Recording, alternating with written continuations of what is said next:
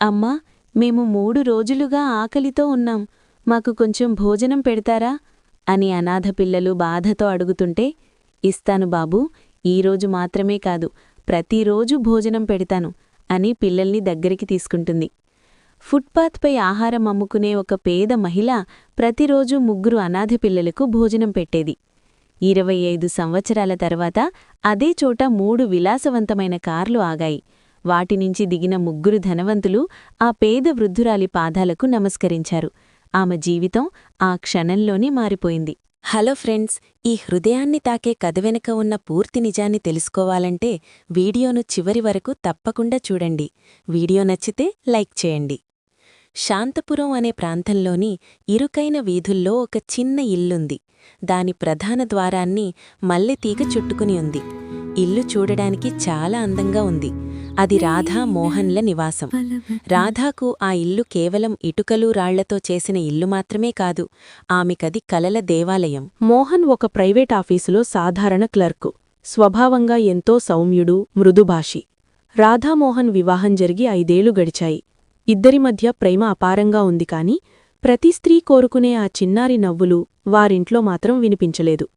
ప్రతిరోజూ సాయంకాలం రాధ కిటికీ దగ్గర కూర్చొని పక్కింటి పిల్లలు ఆడుకోవడం చూస్తూ తన ఖాళీ గర్భంపై నిశ్శబ్దంగా చెయ్యి వేసుకునేది, బాధపడుతూ ఉంటుంది. ఆమె కళ్లలోని ఆ బాధ ప్రపంచానికి కనిపించకుండా దాచేది. ఆ బాధను మరింత పెంచేది ఆమె అత్త నిర్మలాదేవి. తనది రాయిలాంటి మనసు. రోజూ రాధాను గాయపరిచే మాటలు అంటూ ఉంటుంది. ఒక ఉదయం రాధ ఆవరణం ఊడుస్తుండగా నిర్మలదేవి ఎగతాళిగా ఇలా అంటుంది. 5 ఏళ్లయ్యాయి రాధా, మోహన్కి పిల్లలు కనగలిగే అమ్మాయితో పెళ్లి చేసుంటే నాకిప్పటికే మనవడి ముఖం చూసే భాగ్యం దక్కేది. నువ్వైతే రాయిలా మారిపోయావు అని నానా మాటలు అనేది. రాధ చేతిలోని చీపురు జారిపోయింది. కళ్లలో నీళ్లు నిండినా ఒక్క మాట కూడా అత్తని అనలేదు. నిశ్శబ్దంగా వంటగదిలోకి వెళ్లి తన ఏడుపును దుపట్టాలో దాచుకుంది. మోహన్ తన భార్య మౌనవేదనను అర్థం చేసుకున్నాడు. తనకి అండగా ఉండాలి అనుకున్నాడు. ఒక రాత్రి ఆమె చేతిని పట్టుకుని మృదువుగా అన్నాడు, రాధా, ఈ ఊపిరాడని వాతావరణం నుంచి నిన్ను దూరంగా తీసుకెళ్లాలనుకుంటున్నాను. కొన్ని రోజులు మనం మనాలి వెళ్ళిపోదాం. అక్కడి ప్రశాంతత నీ గాయాలను మాన్పవచ్చు అని అంటాడు. మొదట వద్దని చెప్పిన రాధ తర్వాత తన భర్త కళ్లలోని ప్రేమను చూసి నిరాకరించలేకపోయింది. రాధ, మోహన్ ఇద్దరూ మనాలి వెళ్లారు. మనాలి మంచుగాలులు, పర్వతాల మధ్య ఆ 10 రోజులు ఒక మంత్రంలా గడిచాయి. ఇద్దరూ చాలా సంతోషంగా బాధలన్నీ మరచిపోయి ఒకరికొకరు అన్నట్టుగా ఉన్నారు. అక్కడ ఒక పురాతన శివాలయముంది. రాధా, మోహన్ శివాలయం దగ్గరికి వెళ్లి దేవుడికి దండం పెట్టుకుంటున్నారు. అక్కడ మెట్లపై వారికొక సిద్ధమహాత్ముడు కలిశాడు. అతడు రాధ కళ్లలో బాధను గ్రహించి రాధని దీవించి తనకి కొన్ని ఔషధమూలికలిచ్చి ఆశీర్వదిస్తూ ఇలా అన్నాడు, ధైర్యంగా ఉండు తల్లీ, ప్రకృతి ఎవ్వరినీ ఖాళీ చేతులతో పంపదు. నీ గర్భమిక ఖాళీగా ఉండదు. ఇది మహాదేవుడి సంకేతం అని దీవించాడు. ఆ మాటలు విన్న రాధ హృదయంలో ఆశ అనే కొత్త మొగ్గను పుట్టించాయి. మనాలి నుంచి ఇంటికి తిరిగి వచ్చిన తర్వాత రాధకు అలసట, వాంతుల భావన మొదలయ్యాయి. ఒకరోజు ఇంటిని శుభ్రం చేస్తూ కళ్ళు తిరిగి పడిపోయింది. కళ్ళు తెరిచి చూసేసరికి మోహన్ ఒడిలో ఉంది. అతడి ముఖంలో ఆందోళన. రాధా, బాగున్నావా? వెంటనే డాక్టర్ దగ్గరకు తీసుకెళ్తాను అని అంటూ ఉన్నాడు. అంతలో మోహన్ ఫోన్ మోగింది. ఆఫీస్లో అత్యవసర సమస్య, వెంటనే రావాలి అని వాళ్ల సార్ ఆదేశం. మోహన్కి ఏం చెయ్యాలో తెలియలేదు. బాధపడుతూ రాధనుదితమై ముద్దుపెట్టి ఇలా అన్నాడు, నేను ఆఫీస్కు వెళ్లాల్సిందే. నువ్వు టాక్సీలో క్లినిక్కి వెళ్ళిరా, నేను అక్కడికే వస్తాను, జాగ్రత్త అని చెప్పాడు. రాధ ఒంటైగా క్లినిక్కు వెళ్ళింది. పరీక్షల తర్వాత డాక్టర్ చిరునవ్వుతో అన్నాడు, శుభాకాంక్షలు రాధాగారు, మీరు తల్లి కాబోతున్నారు అని. ఆ క్షణంలో ప్రపంచమే ఆగిపోయినట్టయింది. ఆనందంతో ఆమె కళ్లనుంచి నీళ్లు ధారగా కారాయి. వెంటనే మోహన్కి ఫోన్ చేసింది. హైవేపై వేగంగా డ్రైవ్ చేస్తూ మోహన్ కాల్ తీసుకున్నాడు. మోహన్, మనం తల్లిదండ్రులం కాబోతున్నాం, బాగా ఆశీర్వాదం నిజమైంది అని రాధా చెప్పగానే ఆనందంతో అతను కేకవేశాడు. నిజమా రాధా? నేనీ ప్రపంచంలోనే అదృష్టవంతుడిని. వెంటనే వస్తున్నాను. మన కొత్త జీవితాన్ని సంతోషంగా జరుపుకుందాం అని చెప్పాడు. అంతలో ఘోరమైన శబ్దం. లోహాలు ఢీకొన్న శబ్దం. మోహన్ అని రాధ అరవగా నిశ్శబ్దమే మిగిలింది. కొద్దిసేపటికి పోలీస్ కాల్ వచ్చింది. హైవేపై ప్రమాదం జరిగింది, మీ భర్త ఇక లేరు అని చెప్పగానే రాధ చేతిలోని ఫోన్, ప్రెగ్నెన్సీ రిపోర్టు నేలపై పడిపోయాయి. వర్షపు చినుకులు ఆ కాగితాన్ని తడిపాయి. కొత్త జీవితం అనుభూతి పొందిన క్షణాల్లోనే ఆమె ప్రపంచం నాశనమయ్యింది. అత్యధిక మానసిక ఆఘాతం వల్ల ఆమె గర్భం నిలవలేదు. రాధ తన బిడ్డనీ భర్తనీ కోల్పోయింది. హాస్పిటల్లో బాధపడుతున్న రాధ దగ్గరికి అదే రోజున నిర్మల వచ్చి ఆమెను శపించింది. నీ అపశకునం వల్ల నా కొడుకు చనిపోయాడు అని ఇష్టం వచ్చినట్టు రాధాని తిట్టింది.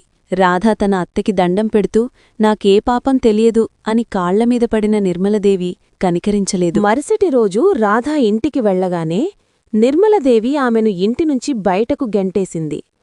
భర్త చనిపోయి బిడ్డని పోగొట్టుకొని ఎక్కడికి వెళ్లాలో కూడా తెలియక దిక్కుతోచని పరిస్థితిలో రైల్వే స్టేషన్ దగ్గర ఒక మురికివాడలో రాధ ఆశ్రయం పొందింది.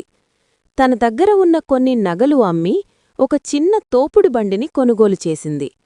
రాధా వంటశాల అని పేరు పెట్టి నెమ్మదిగా ఆశకు ప్రతీకగా మారింది. ఒక సాయంత్రం ఆమె 3 అనాథ పిల్లలను చూసింది.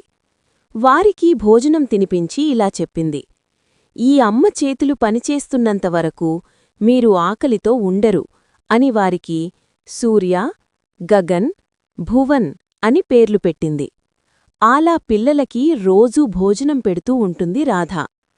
అలా 15 సంవత్సరాలు గడిచాయి. అనాథ పిల్లలు పెరిగి పెద్దవాళ్లయ్యారు.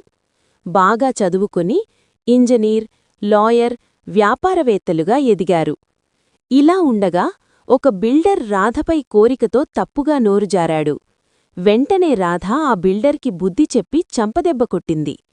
రాధ అలా చేసేసరికి ఆ బిల్డర్ రాధపై కోపం పెంచుకున్నాడు. తన పిల్లల ద్వారా తన పగని తీర్చుకోవాలి అని అనుకున్నాడు.